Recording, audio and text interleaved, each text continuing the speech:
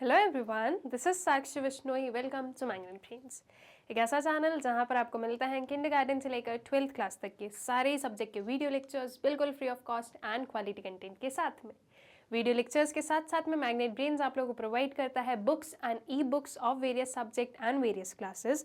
अगर आप इन books and e books को एक्सेस करना चाहते हैं तो डिस्क्रिप्शन बॉक्स में एक लिंक है, उस पर क्लिक कीजिए, एक फॉर्म फिल करके सबमिट कर दीजिए। उसके बाद में हमारी जो टीम है वो बहुत ही जल्द आप लोगों से कनेक्ट करेगी। ऑल्सो स्टूडेंट्स, मैग्नेट ब्रेन्स आप लोगों को नोट्स भी प्रोवाइड करता है of every chapter and every class. तो अगर आप इन नोट्स को, जो कि बहुत ही हाई क्वालिटी कंटेंट से एनरिच्ड होते हैं, अगर आप इन्हें एक्सेस करना चाहते हैं तो डिस्क्रिप्शन बॉक्स में एक लिंक है, उस पर चले जाइए, उसे फॉलो कर लीजिए और आगे की प्रोसेस आपको वहाँ पर समझ में आ जाएगी। इसी अच्छी बात के साथ में स्टार्ट करते हैं अपने इस लेक्चर को, जिसमें हम लोग देखेंगे हमारी जो क्लास 12th इकोनॉमिक्स है, इसका जो हमारा चैप्टर 2 है, इंडियन इकोनॉमी 1950 टू 1990, इसके short answer type questions. Short answer type questions जो कि बेसिकली हमारा जो बोर्ड एग्जाम है 2020 टू 23 का, उसमें 3 मार्क्स एंड 4 मार्क्स के क्वेश्चन में आने वाला है। बस उन्हें ही हम लोग यहाँ पर सॉल्व करेंगे। इसके जो MCQs हैं वो ऑलरेडी हम लोग सॉल्व कर चुके हैं और आगे आने वाले वीडियो में हम लोग इसके जो लॉन्ग आंसर टाइप क्वेश्चन हैं उन्हें करेंगे सॉल्व। ठीक है, तो अब जो है स्टार्ट करते हैं अपने क्वेश्चन के साथ में।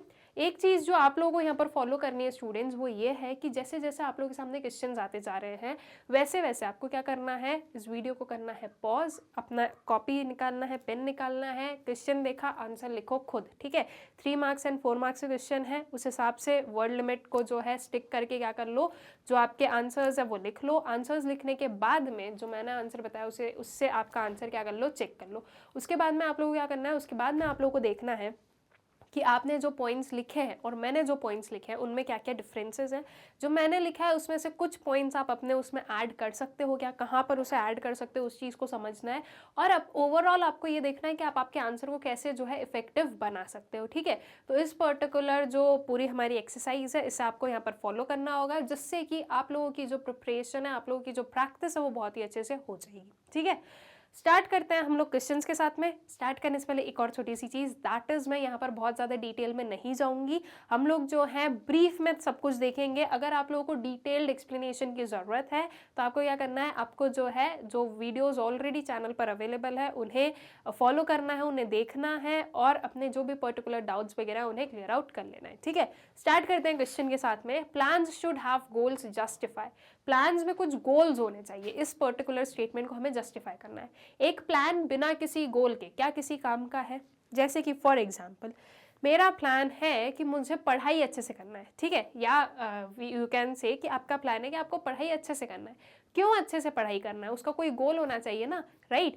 अब अगर आप सिर्फ बोल दो कि बस मुझे तो पढ़ना है, क्यों पढ़ना है भाई, कोई रीजन है, कोई गोल होगा तब आप बोल रहे हो कि आपको पढ़ना है, राइट। जैसे कि आपको जो है एग्जाम में टॉप करना है इसलिए आपको पढ़ना है, तो आपका गोल क्या है कि आपको टॉप करना है। जब आपको टॉप करना है तो आप उस हिसाब से पढ़ोगे, राइट। और अगर आपके पास में कोई गोल नहीं है तो आप क्या बोलोगे, अच्छा पढ़ना है, ठीक है पढ़ना है, ठीक है अब आज नहीं पढ़े कल पढ़ लेंगे, कोई दिक्कत नहीं। आपके पास में कोई गोल नहीं है तो आपका प्लान किसी काम का नहीं रहेगा, राइट। तो प्लान कब सक्सेसफुल होगा या प्लान कब जो है आपका वी वुड से कि आपका जो प्लान है वो एक सही प्लान रहेगा, जब उसके पास में कोई गोल हो। तो प्लान शुड हैव गोल्स। ठीक है, इसी पर्टिकुलर चीज को हमें जस्टिफाई करना है। इसे विद एग्जाम्पल आप लोग जस्टिफाई कर सकते हो। अब इकोनॉमिक्स का एग्जाम दे रहे हैं, थोड़े से इकोनॉमी से रिलेटेड हम क्या ले लेंगे, हमारे गोल्स ले लेंगे, उनसे रिलेटेड हम लोग प्लान्स ले लेंगे, तो उससे क्या हो जाएगा, उससे जो है चीजें क्लियर आउट हो जाएगी। जैसे कि फॉर एग्जाम्पल गवर्नमेंट ने स्कीम लॉन्च की MG नरेगा, राइट। क्यों लॉन्च की,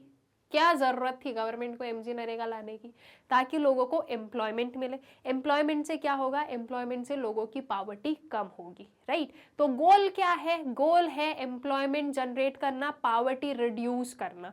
इसलिए गवर्नमेंट ने क्या प्लान किया, गवर्नमेंट ने प्लान किया MG नरेगा का। अब मान लो कि गवर्नमेंट के पास में कोई गोल नहीं होता, उन्हें कोई पॉवर्टी रिड्यूस नहीं करना है, कोई एम्प्लॉयमेंट जनरेशन नहीं करना है। गवर्नमेंट ने ऐसे उनका मन किया, उन्होंने जो है अपनी जो स्कीम थी उसे लॉन्च कर दिया। क्या वो पर्टिकुलर स्कीम किसी काम की, किसी काम की नहीं है। ठीक है, तो प्लान्स शुड हैव गोल्स और इसी पर्टिकुलर चीज से जो है सारी चीजें चलेगी। अगर प्लान्स में गोल्स नहीं होंगे तो फिर आपका प्लान किसी काम का नहीं रहेगा। ठीक है, तो with the help of economic examples आप लोग इसे जो है क्या कर सकते हो, जस्टिफाई कर सकते हो। ठीक है, अब जब भी आंसर लिखोगे कभी भी पैराग्राफ में मत लिखना, पॉइंट में लिखना, ठीक है। पॉइंट में आंसर लिखो, छोटे छोटे पॉइंट्स बनाओ, आंसर कंप्लीट कर दो। जहां पर भी फ्लो चार्ट बना सकते हो फ्लो चार्ट बनाओ, ठीक है। कोई ग्राफ वगैरह वाला क्वेश्चन है ग्राफ बनाओ। आपको बहुत ज़्यादा रिटर्न मटेरियल पर नहीं जाना और बहुत ज़्यादा जो है ना आपको विवुड से बहुत ज़्यादा जो है ना एक ही पर्टिकुलर पॉइंट के आसपास नहीं घूमना है, ठीक है। वो जो हम कहानी बनाने लगते हैं हमें नहीं आता है तो वो चीज़ नहीं करनी है, बिकॉज सीबीएसई जो है ना वो आपसे क्वांटिटी डिमांड ही नहीं करती है, सीबीएसई को क्वालिटी चाहिए। और जहां पर आप एक ही चीज़ पर घूमना स्टार्ट हो गए, आपकी जो है आपने फिर फोकस कर लिया क्वांटिटी पर, क्वालिटी तो गई फिर तेल लेने, राइट। तो आपको क्वालिटी से स्टिक होके चलना रहेगा, ठीक है। तो अब इसका आंसर पर आते हैं। Every plan should have a specified goals which it seeks to pursue. Goals are the ultimate targets, the achievement of which ensures the success of plans, ठीक है। गोल्स में क्या होना चाहिए, goals should have the ultimate target, या goals जो है वो एक अल्टीमेट टारगेट होता है हमारा, ultimate target the achievement of which ensures the success of plans, ठीक है। तो अगर आप किसी गोल को अचीव करते हो तो वो किसके सक्सेस से हुआ, कि आपके जो प्लान्स थे वो सक्सेसफुल रहे, ठीक है। उससे हमें समझ में आया। अब आप बोल रहे हो आपको पढ़ाई करनी है, ठीक है, पढ़ाई कर रहे हैं। अब क्यों वो जो आपने पढ़ाई की वो सक्सेसफुल रही नहीं रही, आपने जो प्लान किया कि हमें इतना पढ़ना है वो सक्सेसफुल रहा नहीं रहा, ये कैसे पता चलेगा अगर आपके पास में गोल नहीं होगा तो, ठीक है। तो गोल जो है वो आपको बताता है कि अगर आपने उस गोल को अचीव किया, मतलब कि आपके जो प्लान्स थे उसमें आपको सक्सेस मिली है, ठीक है। So a plan specifies the means and ways to allocate scarce resources in an optimum manner so as to achieve these desired goals, ठीक है। तो एक जो प्लान है वो स्पेसिफाई करता है the means and ways to allocate scarce resources, जो एक ऑप्टिमम मैनर में as to achieve these desired goals, ठीक है। गोल्स को अचीव करने के लिए जो है स्केयर रिसोर्सेज को हम लोग यूज कैसे करें और उनका ऑप्टिमम यूसेज कैसे हो सके, ठीक है। सो विदाउट स्पेसिफिक गोल्स और plan a plan would be directionless and resources would not be utilized in a proper manner without wastage, ठीक है। अगर कोई भी स्पेसिफिक गोल्स नहीं होगा तो जो प्लान है वो क्या रहेगा, वो डायरेक्शनलेस रहेगा, कि बस चल रहा है, क्यों चल रहा है पता नहीं है, ठीक है। हम किसी भी पर्टिकुलर जो है वे पे चल रहे हैं, क्यों, वी डोंट नो, बिकॉज हमारा गोल तो है ही नहीं, तो डायरेक्शनलेस है। And resource would not be utilised in the proper manner, और रिसोर्स जो प्रॉपर मैनर में यूटिलाइज नहीं होंगे क्योंकि हमारे पास में कोई गोल था नहीं, हम तो बस चलते जा रहे हैं हमारे जैसा मन कर रहा है, राइट। तो अल्टीमेटली अगर आपका गोल नहीं रहेगा तो आपके प्लान जो है वो किसी काम के नहीं रहेंगे। So following goals are focused in every plan. अब जब हम अगर बात करें प्लान्स की, या जो इकोनॉमिक प्लान्स बनाए गए थे तो उसमें जो है हर एक प्लान में कुछ स्पेसिफिक गोल्स बोला गया था कि आप जितने भी 5 ईयर प्लान्स बनाओगे उसमें आपको ये 4 गोल्स को जरूर ध्यान रखना है कि हर एक प्लान जो है वो इनके अटेनमेंट के लिए जो है यूज होने चाहिए, राइट। तो वो 4 गोल्स जो है वो हमने यहाँ पर स्पेसिफाई कर दिए, that is growth, modernisation, self reliance and equity, ठीक है। These are the goals, alright, जिस पर हर एक पर्टिकुलर आपका प्लान क्या है, बेस्ड है। इन पर्टिकुलर जो गोल्स है इन्हें अचीव करने के लिए वेरियस प्लान्स बनाए जा रहे हैं, ठीक है। I guess question is clear to you, proper उसका फॉर्मेशन आप लोगों को क्लियर हो गया, कैसे आपको जो है इसका आंसर को लिखना है, ये चीज आप लोगों को क्लियर हो गई है, ठीक है। फिर आ जाओ नेक्स्ट वाले क्वेश्चन पर। Atmanirbhar Bharat had been at the roots of the Indian planning process in the form of self-reliance as an objective of the planning process. Do you agree with the given statement? Justify the rationale of the given statement. क्या बोला गया है, statement क्या है, फिर से पढ़ते हैं। जो आत्मनिर्भर भारत है had been at the roots of Indian planning process in the form of self-reliance as an objective of the planning process, ठीक है। सेल्फ रिलायंस एक ऑब्जेक्टिव है प्लानिंग प्रोसेस का, एंड सेल्फ रिलायंस जो है उसी को ध्यान में रखते हुए जो आत्मनिर्भर भारत है ये प्लान क्या किया गया, ये प्लान जो है लेकर आया गया। Do you agree with the given statement, क्या आप इससे एग्री करते हो? Justify the rational of the given statement, ठीक है। और इस पर्टिकुलर स्टेटमेंट के पीछे का जो रैशनल है, जो ये बोलना चाह रहे हैं, उसे हमें क्या करना है, जस्टिफाई करना है यहाँ पर, ठीक है। आंसर देख लेते हैं। Sorry, the statement, yes, the statement is correct, as Atmanirbhar Bharat has been the part of the objective of Indian planning since post-independence period, self-reliance or Atmanirbhar Bharat as an objective of economic planning is necessary for the developing country because a nation can promote economic growth and modernization by using its own resources or by using resources imported from other nations. The first 7 5-year plans gave importance to self-reliance, which means avoiding imports of those goods which could be produced in India itself. ठीक है, तो जो first 7 5-year plans थे उन्होंने किसको importance दी? Self reliance को importance दी, जिसका मतलब ये था कि इंपोर्ट्स को अवॉइड करना उन गुड्स से या वो पर्टिकुलर गुड्स के इंपोर्ट को अवॉइड करना जो कि इंडिया में ही प्रोड्यूस हो सकते हैं, तो हम किसी और पर डिपेंडेंट ना होकर क्या रहे, खुद ही पर डिपेंडेंट रहे, सेल्फ रिलायंट बने, ठीक है, सेल्फ सफिशिएंट बने.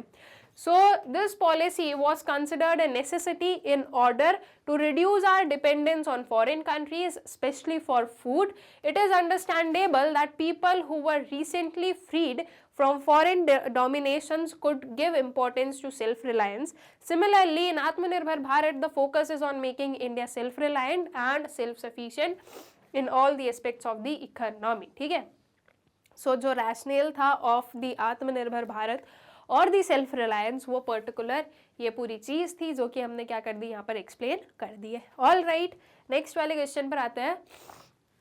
Discuss briefly the rational behind equity with growth as planning objective for Indian economy. ठीक है, इक्विटी विद ग्रोथ, हम लोग इक्विटी को ग्रोथ के साथ में क्यों बोल रहे हैं, इस पर्टिकुलर चीज को हमें क्या करना है, एक्सप्लेन करना है.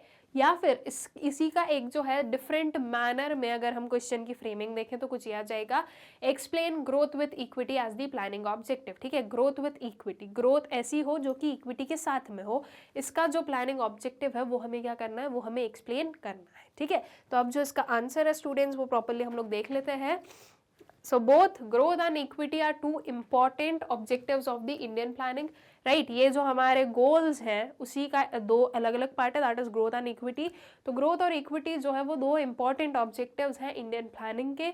While growth refers to the increase in national income over a long period of time, equity refers to an equitable distribution of this income so that the benefits of higher economic growth can be passed on to all sections of the population to bring about social justice. ठीक है, growth क्या है, growth का मतलब है कि जो national income है वो इंक्रीज हो over the period of time. ठीक है, जिससे कि आपकी जो पर कैपिटा इनकम वगैरह है वो इंक्रीज होगी. वहीं अगर हम इक्विटी की बात करें तो इक्विटी क्या है, equity refers to equitable distribution of this income. Right, equity क्या बोल रही है कि ये जो इनकम आप बढ़ा रहे हो या जो नेशनल इनकम इंक्रीज हो रही है उसका इक्विटेबल डिस्ट्रीब्यूशन. ये नहीं कि सिर्फ कुछ सेक्शंस के लिए ये इनकम जो है वो ज़्यादा डिस्ट्रीब्यूट हो रही है, कुछ सेक्शंस के पास में ज़्यादा हो और कुछ सेक्शंस के पास में कम हो, जो कि अभी भी हम लोग देखते हैं इकोनॉमी में है.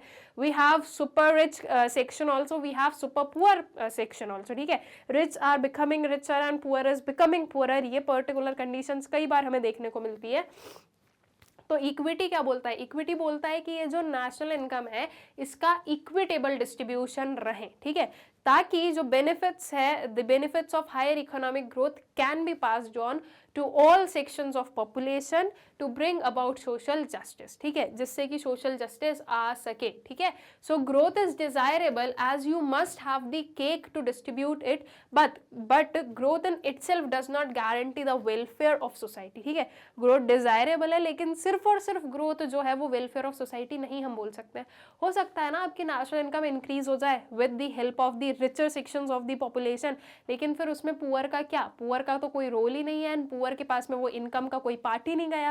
राइट, तो वो पूरा हम वेलफेयर नहीं बोलेंगे फिर. इसलिए ग्रोथ जो है वो डिजायरेबल है, बट जो है ग्रोथ जो है वो अपने आप में कोई भी काइंड ऑफ जो है गारंटी हमें प्रोवाइड नहीं कर रहा है for the welfare of the society. So growth is assessed by the market value of goods and services produced in the economy, that is GDP, and it does not guarantee an equitable distribution of the income from this production. In other words, the major share of gross domestic product might be owned by a small proportion of population, which may result in exploitation of weaker sections of society. ठीक है, और इसीलिए हम क्या बोल रहे हैं, इसीलिए हम बात कर रहे हैं ग्रोथ विथ इक्विटी की, कि ग्रोथ तो हो लेकिन इक्विटी के साथ में ग्रोथ हो, ठीक है। अकेली ग्रोथ जो है वो इतनी जो है हमारे लिए डिजायरेबल नहीं रहेगी जितना ग्रोथ विथ इक्विटी रहेगी। And obviously we as a nation are trying to reach growth with equity, ठीक है। So hence growth with equity is a rational and desirable objective of planning, ठीक है। तो जो growth with equity है वो एक desirable क्या है, वो एक desirable objective है planning का। So this objective ensures that the benefits of high growth are shared by all people equally and hence inequality of income is reduced along with growth in income, ठीक है। तो ये जो objective है ये क्या इंश्योर कर रहा है, ये इंश्योर कर रहा है हाई ग्रोथ जो है वो सारे ही लोगों में शेयर हो इक्वली और जो इनइक्वालिटी ऑफ इनकम है वो रिड्यूस हो सके with growth in income. All right, so I guess कि जो क्वेश्चन है वो आप लोगों को प्रॉपरली क्लियर है, जो आंसर है वो क्लियर हो गया है कि ग्रोथ विथ इक्विटी की हम क्यों बात कर रहे हैं, क्यों जो है ग्रोथ और इक्विटी को अलग अलग क्यों नहीं रख रहे, ग्रोथ विथ इक्विटी क्यों बोला जा रहा है। All right, I guess question is properly clear to you. Next वाले क्वेश्चन पर आ जाए। Discuss briefly the rational behind choosing self reliance as a planning objective for Indian economy.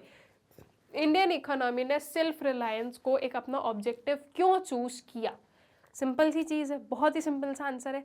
हम लोग जो ब्रिटिशर्स थे, लाइक ब्रिटिशर्स हमें क्या करके गए, पूरी तरह से जो है बर्बाद करके गए, एक्सप्लॉइट करके गए, राइट। और ऐसा क्यों हुआ, क्योंकि उन्होंने हमारी जो इकोनॉमी है उसे डिपेंडेंट बना दिया था, राइट।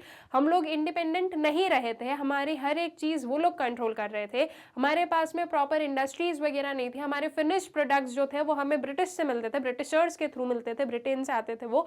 तो अल्टीमेटली हमारी मजबूरी हो गई थी कि हम क्या करें, हमें उनके गुड्स खरीदने पड़ रहे हैं। क्यों, क्योंकि हम खुद जो है डिपेंडेंट नहीं थे। तो अगर हम सेल्फ सफिशिएंट है, सेल्फ रिलायंस है, तो और कोई पर्सन या और कोई नेशन हम पर जो है रूल नहीं कर पाएगा।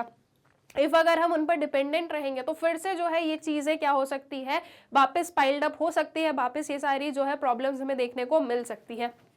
तो इसीलिए जो सेल्फ रिलायंस है उसे चूज किया गया as a planning objective of the for Indian economy, ठीक है। तो बस उसी चीज़ को हमें क्या कर देना है, प्रॉपरली एक्सप्लेन कर देना है with the help of various points. So the main rationale behind choosing self-reliance as a planning objective for the Indian economy were to reduce foreign dependence को reduce करने के लिए, right? So planning objective of self-reliance targeted to promote economic growth and modernization. The Indian 5-year plans in the early years of post-independence era stressed on the use of domestic resources in order to reduce the dependence on foreign countries, ठीक है। तो foreign dependence को reduce करने के लिए जो self reliance है वो क्या है, वो ज़रूरी है, ठीक है। देन उसके बाद में देखें तो टू अवॉइड फॉरेन इंटरफेरेंस, अगर हम लोग उन पर डिपेंडेंट नहीं है, अगर हम फॉरेन कंट्रीज पर डिपेंडेंट नहीं है तो हम उनके इंटरफेरेंस से भी बच सकते हैं, right.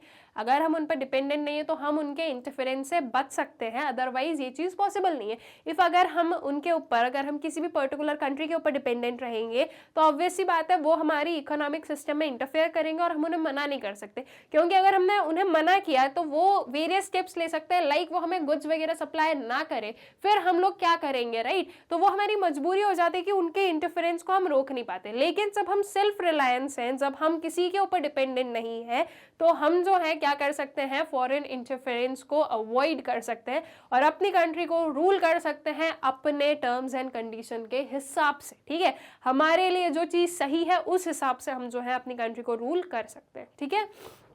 So in the post-independence era, it was feared that dependence on the imported food supplies, foreign technology and foreign capital may increase foreign interference in the policies of our country, ठीक है।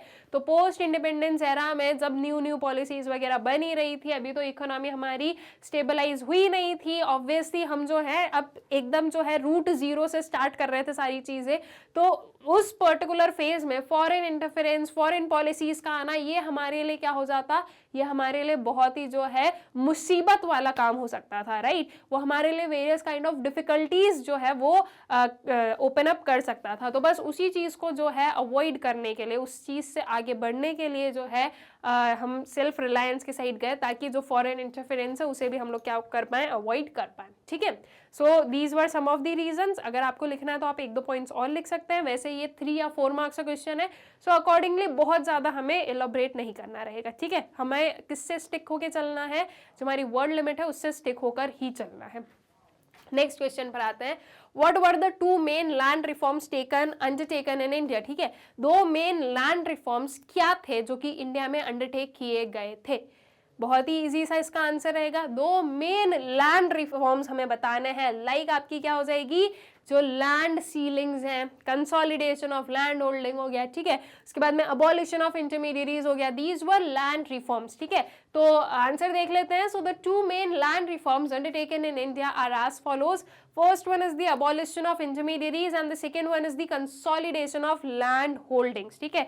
consolidation of land holdings के साथ साथ में आप यहाँ पर क्या लिख सकते हो, and the reform of land ceiling। land ceiling भी जो है ये बहुत क्या था, ये भी काफी प्रोमिनेंट था। ऑल्दो जो लैंड सीलिंग है हम ये बोलेंगे इसका प्रॉपर इम्प्लीमेंटेशन हर एक जगह पर हमें देखने को नहीं मिला था, ठीक है। जहां पर प्रॉपर इम्प्लीमेंटेशन नहीं था वहां पर इसका सक्सेस रेट भी हमने नहीं देखा था। ऑल राइट, तो अबॉलिशन ऑफ इंटरमीडिएटरीज काफी जो है प्रोमिनेंट लैंड रिफॉर्म रहा है।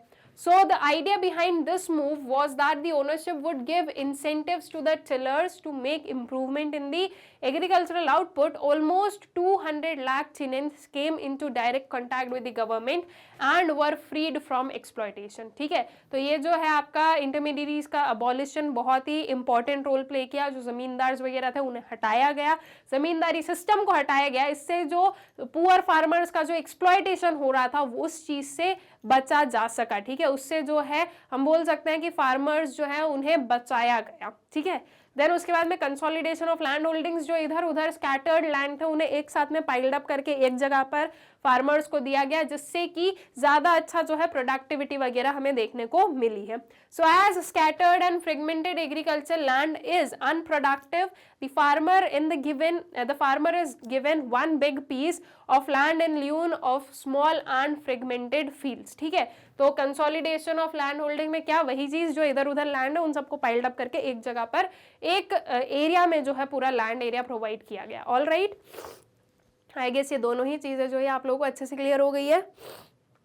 थोड़ा सा आप लोगों को मुझे एक्सक्यूज करना पड़ेगा फॉर दिस थिंग, थोड़ी सर्दी हो रखी है इसलिए थोड़ा सा आप लोग बेयर कीजिए। अगर थोड़ा भी आपको लाइक इन दी सेंस अगर इरिटेशन वाली चीज़ें आ रही हो या वॉइस उसमें थोड़ी बहुत आपको ऐसा लग रहा हो तो उस चीज़ को आपको थोड़ा सा नेग्लेक्ट करना पड़ेगा। ऑल्दो ठीक है ये सारी मौसम की चीज़ें हैं, चलती रहती है, तो हम पढ़ना और पढ़ाना नहीं छोड़ सकते ना, इसलिए ये सारी चीज़ें साथ में चलती रहेगी, ठीक है। आ जाते हैं नेक्स्ट वाले क्वेश्चन पर। Green revolution has made India self-reliant with respect to the food grains. Justify the statement. Green revolution ने इंडिया को सेल्फ रिलायंट बनाया है फूड ग्रेन्स के रिस्पेक्ट में। इस पर्टिकुलर स्टेटमेंट को जस्टिफाई करना है। क्या ये चीज हुई है?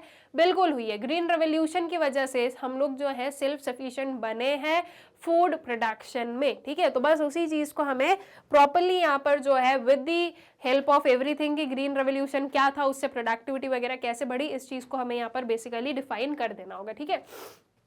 So the use of modern technology, extensive use of fertilizers, pesticides and high yielding variety seeds, ठीक है।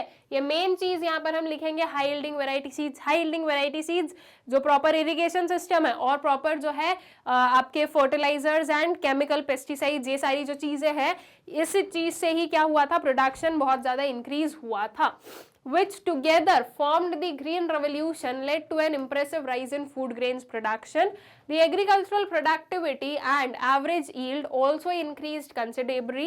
The other measures accompanying green revolution, such as the development of marketing system, abolition of intermediaries and subsidized credit for farm investment, provided greater portion for marketable surplus to farmers, ठीक है। जो इसके अलावा जो other measures थे जो कि green revolution को एक्कम्पनी कर रहे थे, that were the development of marketing system. Marketing system अच्छा हुआ, जो इंटरमीडिएरीज थी उन्हें अबॉलिश किया गया, जो सब्सिडाइज्ड क्रेडिट थे वो प्रोवाइड किए गए ताकि जो है फार्मर्स जो है वो इन्वेस्टमेंट कर सके, वो इन सारी चीज़ों को खरीद सके, प्रॉपर इरिगेशन सिस्टम जो है वो अपने जो फार्म्स हैं उसमें सेटअप कर सके। So provided greater portion of marketable surplus to farmers. ये सारी चीजें एक साथ में कंबाइंड होकर जो है क्या चीज प्रोवाइड की, जो ज्यादा मार्केटेबल सरप्लस है वो प्रोवाइड किया, जिससे कि जो फूड ग्रेन्स था, जो प्रोडक्टिविटी थी वो अल्टीमेटली बढ़ी। अल्टीमेटली वी कैन से कि at the end we can say कि इंडिया जो है वो सेल्फ सफिशिएंट बना फूड ग्रेन्स के प्रोडक्शन में, ठीक है। So all these factors contributed to high crop yield, which enabled the government to procure sufficient food grains to build the buffer stock to be used in time of shortages due to scanty rainfall, delayed monsoon, drought and other natural calamities, ठीक है। सो ये जो सारे factors थे that contributed to the high crop yield, जिसने enable किया government को कि वो क्या कर सके, वो प्रोक्योर कर सके जो सफिशिएंट फूड ग्रेन्स है उन्हें, ताकि वो एक बफर स्टॉक बिल्डअप कर सके। और इस बफर स्टॉक को यूज किया जाता था जब भी कम रेनफॉल हो रही है, डिलेड मॉनसून है, ड्रॉट वाली कंडीशन है, ये सारी चीजें जब भी देखने को मिलती थी तब, ठीक है। So this is all about the green revolution and जो इंडिया सेल्फ सफिशिएंट बना है फूड प्रोडक्शन में वो। All right, I guess this is clear to you. Next वाले क्वेश्चन पर आ जाए, industrial development in India played a leading role how. जो इंडस्ट्रियल डेवलपमेंट है इंडिया में उसने एक लीडिंग रोल प्ले किया है, कैसे, ठीक है। इस चीज को आपको एक्सप्लेन करना है। दैट मीन्स एक शॉर्ट नोट काइंड ऑफ आपको लिखना है कि इंडस्ट्रियल डेवलपमेंट जो है इंडिया में वो एक लीडिंग रोल उसने कैसे प्ले किया है, ठीक है। चलिए तो फिर इसका जो आंसर है वो हम लोग देख लें। N economy can progress only if they have a good industrial sector providing a sound capital base.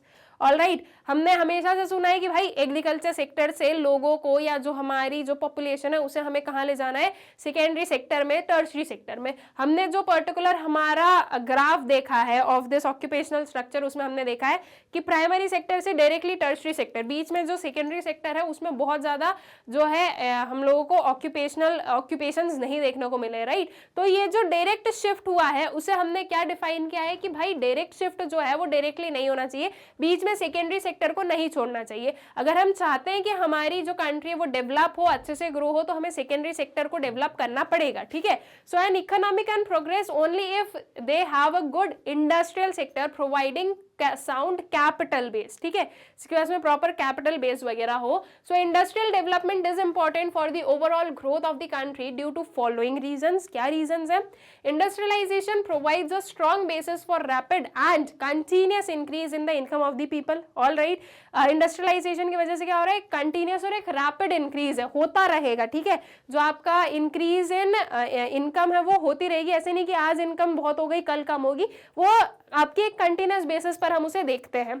Industrialisation leads to higher saving, investment and capital formation, thereby creating a solid foundation for self-sustaining development. All right, so ये कुछ reasons हैं जिसकी वजह से हम बोलते हैं कि इंडस्ट्रियल सेक्टर जो है वो एक लीडिंग रोल प्ले करता है in the development of the economy. All right, आ जाए नेक्स्ट वाले क्वेश्चन पर। Differentiate between private sector and public sector, give an example of each sector. Private sector और पब्लिक सेक्टर के बीच का जो डिफरेंस है वो हमें बताना है और एग्जाम्पल भी बताना है। अब बहुत ही इजी सा क्वेश्चन है, डायरेक्टली इसके आंसर पे चलते हैं। एक चीज आप लोगों को हमेशा याद रखनी है कि जब भी क्वेश्चन आपके पास में डिफरेंस का आएगा तो आपको क्या करना है, टैबुलर फॉर्मेट को यूज करना रहेगा, ठीक है। पैराग्राफ्स में डिफरेंस मत लिखो, उसका कोई सेंस नहीं बनता है, ठीक है। मार्क्स आपको मिल जाएंगे लेकिन वो उतना इफेक्टिव नहीं होगा, ठीक है। तो पैराग्राफ्स आपको अवॉइड करना है जब हम डिफरेंसेस की बात कर रहे हैं। हमें जो है डिफरेंसेस किस में लिखने हैं, अपने टैबुलर फॉर्मेट में बताने रहेंगे, ठीक है।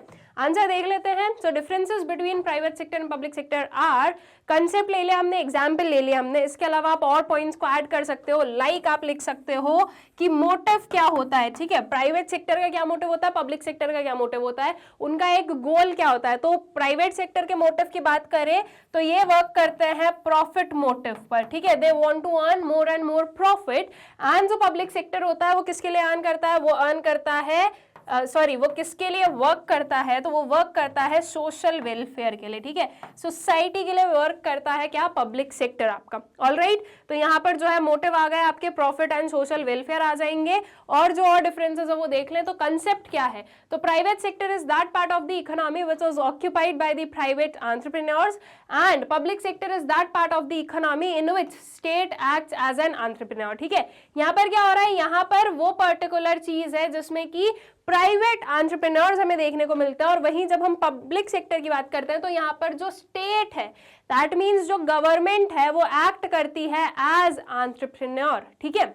एग्जाम्पल अगर हम लोग लें तो प्राइवेट सेक्टर का it would be Reliance industry, कोई भी आप एग्जाम्पल ले सकते हो, इसके अलावा और भी कोई भी एग्जाम्पल लिख सकते हो।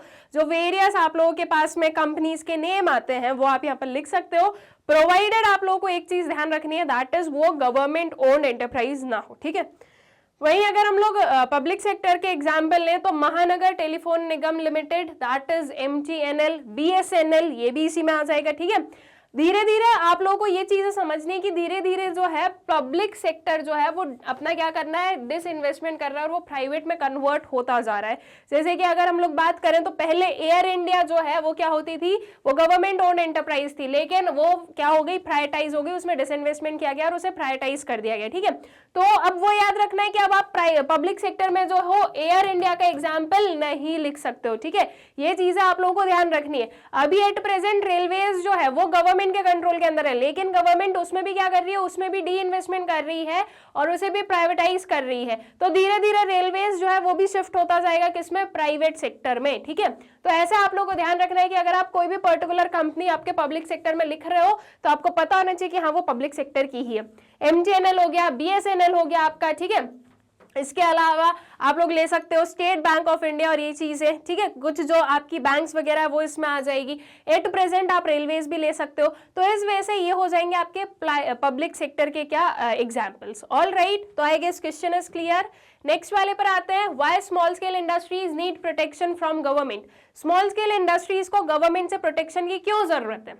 बहुत ही सिंपल सा आंसर है। सबसे पहली चीज, स्मॉल स्केल इंडस्ट्रीज इतनी डेवलप्ड नहीं होती है, राइट। और क्योंकि स्मॉल स्केल इंडस्ट्रीज के पास में इतना कैपिटल इन्वेस्टमेंट या वो बहुत ज्यादा जो है एडवांस टेक्नोलॉजी पे वर्क नहीं करती है, तो उनके पास में कंपटीशन बहुत ज्यादा रहता है from the large scale industries और फ्रॉम वेरियस जो MNCs वगैरह भी हम लोग ले सकते हैं, और दी इंपोर्टेड गुड्स, ठीक है। तो इनसे जो है लड़ने के लिए स्मॉल स्केल इंडस्ट्रीज को क्या चाहिए, प्रोटेक्शन चाहिए। तो गवर्नमेंट जो है वो वेरियस सब्सिडीज वगैरह प्रोवाइड करती है to the small scale industries, ताकि जो है उनका कॉस्ट कट हो सके, ताकि वो लोग ज्यादा इफेक्टिवली वर्क कर सके और उनके गुड्स जो है वो वर्ल्ड वाइड और we can say worldwide के पहले पूरी जो है हमारी डोमेस्टिक टेरिटरी में जो है वो पर्टिकुलर गुड्स डिस्ट्रीब्यूट हो सके, ठीक है। तो इसीलिए जो है स्मॉल स्केल इंडस्ट्रीज को गवर्नमेंट के प्रोटेक्शन की जरूरत होती है। अब इसका प्रॉपर आंसर हम लोग ले लें तो small scale industries have an important place in the economic development of India. बहुत ही इंपॉर्टेंट पॉइंट है ये कि स्मॉल स्केल इंडस्ट्रीज जो है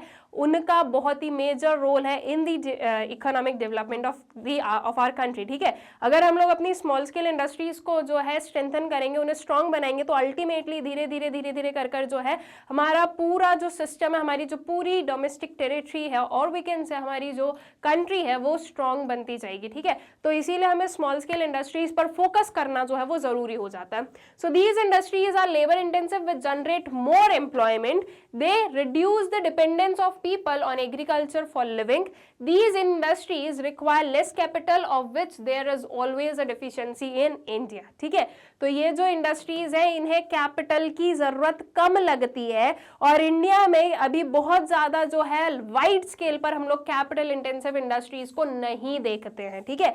तो इसलिए जो है ये बहुत ही मेजर रोल प्ले कर रही है कि स्मॉल स्केल इंडस्ट्रीज को कैपिटल की जरूरत नहीं है, ये लेबर इंटेंसिव वर्क पर ज्यादा जो है काम करती है, ठीक है। तो देखो इसमें क्या क्या चीजें हो जाती है, एक तो लोगों को एम्प्लॉयमेंट मिल रहा है, राइट, क्योंकि वो लेबर इंटेंसिव है इसलिए लोगों को एम्प्लॉयमेंट मिल रहा है, तो एम्प्लॉयमेंट जनरेशन होगा, डेवलपमेंट होगा आपकी कंट्री का, ज्यादा गुड्स वगैरह प्रोड्यूस होंगे और जो है कॉस्ट इफेक्टिव रहेंगे अगर वो, तो फिर उसकी वजह से उन्हें हम लोग प्रॉपर रेट्स पर एक्सपोर्ट वगैरह भी कर सकेंगे, ठीक है। तो अल्टीमेटली हमारी कंट्री की जो इंडस्ट्रीज वगैरह है उनका ग्लोबल रिकॉग्निशन भी हो पाएगा और इसीलिए गवर्नमेंट जो है वो स्मॉल स्केल इंडस्ट्रीज को क्या करती है, प्रोटेक्ट करती है, ठीक है।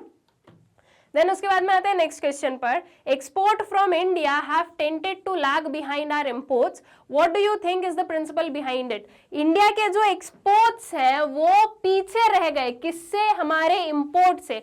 क्या रीजन हो सकता है इसके पीछे का? सिंपल है कि यहाँ पर आपके पास में कोई हार्ड एंड फास्ट रूल नहीं है, कोई ये नहीं बोला गया है कि आपको जो बुक में लिखा है वही बताना है। आपसे आपका सजेशन लिया गया है कि हम लोग जो देख रहे हैं कि भाई एक्सपोर्ट जो है वो हमारे पीछे है, ये एक्सपोर्ट हमारे कम होते हैं इंपोर्ट से, तो उसके पीछे का रीजन क्या हो सकता है। ठीक है, तो बेसिकली हमें वो रीजंस जो है वो बताने रहेंगे, तो देख लेते हैं अपने रीजंस को। So we have failed to promote our exports to the desired extent basically because of our low competitive power in the international market. ठीक है, इंटरनेशनल मार्केट में हमारी जो कॉम्पिटिटिव पावर है वो कैसी है, वो लो है, वो वीक है। हम लोग उतना जो है compete नहीं कर पाते हैं विद एडवांस्ड कंट्रीज और एडवांस्ड कंपनीज जो कि बहुत ही जो है एडवांस मेथड से सारा प्रोडक्शन वगैरह अंडरटेक करते हैं, और इसीलिए जो है हम इतना एक्सपोर्ट नहीं कर पाते, हमारे जो गुड्स है वो उस कंपटीशन में जीत नहीं पाते हैं। ठीक है,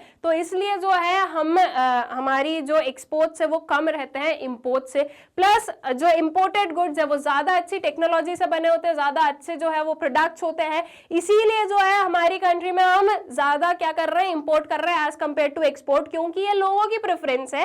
वो बोल रहे हैं कि जब हम खरीद रहे हैं तो फिर हम अच्छा मटेरियल खरीदेंगे फॉर दोज जो कि उसे अफोर्ड कर सकते हैं, तो वो इंपोर्टेड गुड्स पर क्या करते हैं, रिलाई करते हैं। तो अल्टीमेटली इंपोर्ट्स हमारा बढ़ता जा रहा है, लेकिन उस पर्टिकुलर लेवल पर हमारे एक्सपोर्ट्स नहीं इंक्रीज हो रहे हैं। ठीक है, so on the other hand imports have continued to swell largely because these are of essential goods the domestic production of which is low. ठीक है, और इंपोर्ट्स हम लोग देख रहे हैं कि वो बढ़ते जा रहे हैं। ठीक है, और कुछ ऐसे एसेंशियल प्रोडक्ट्स भी हैं जिनके इंपोर्ट जिन्हें हम लोग कंज्यूम करते हैं in the form of imported goods, reason being कि उनका जो प्रोडक्शन है वो प्रॉपर्ली हम लोग डोमेस्टिक लेवल पर नहीं देख रहे हैं। तो अल्टीमेटली इसका एक मेन रीजन हम बोल सकते हैं कि हमारी जो कंपनीज है, हमारे पास में जो इंडस्ट्रीज है वो इतनी ज्यादा जो है डेवलप्ड नहीं है, इतनी वेल स्टैब्लिश्ड नहीं है as compare to other industries. ठीक है, industries of the other country. All right, तो इसी के लिए हम लोग देखते हैं कि एक जो है वास्ट डिफरेंस रहता है between our exports and imports, and imports normally higher रहते हैं देन आर एक्सपोर्ट्स।